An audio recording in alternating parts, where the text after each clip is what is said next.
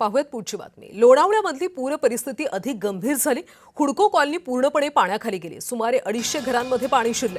प्रशासनाकडून अनेक नागरिकांची सुरक्षित सुटका करण्यात आली। सुमारे 200 जण इमारतीत अडकल्याची माहिती आहे। काही ठिकाणी पाण्याची पातळी तब्बल 9 फुटांपर्यंत पोहोचली। आणि याबद्दल आपण माहिती घेऊयात आमचे प्रतिनिधी अविनाश परबत यांच्याकडून। अविनाश, लोणावळ्यामध्ये आपण पूरस्थिती पाहतोय, अनेक जण अजूनही अडकलेले आहेत। प्रशासनाकडून मदत कार्य राबवले जाते, काय अपडेट्स मिळतात सध्या?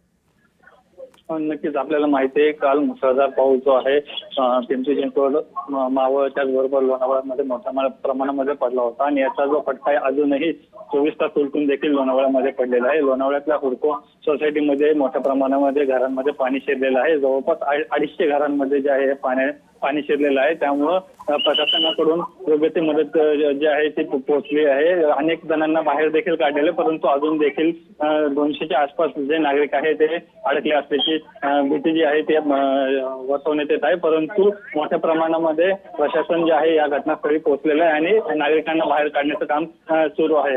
त्यामुळं काल जरी पावसाने मोठं रौद्र दाखवलं असलं तरी आज जे आहे पावसाचं प्रमाण कमी आहे। परंतु काल जे मोठ्या प्रमाणामध्ये शहरामध्ये पाणी शिरलं होतं ते अजूनही ओसरलेलं नाही। त्यामुळे नागरिकांच्या समस्या ज्या आहेत त्या अजूनही कायम आपल्याला पाहायला मिळत आहे। अविनाश, सध्या लोणावळ्यामध्ये पाऊस आहे का आणि अजून किती नागरिक अडकलेत? प्रशासनाने काही आवाहन केलंय का?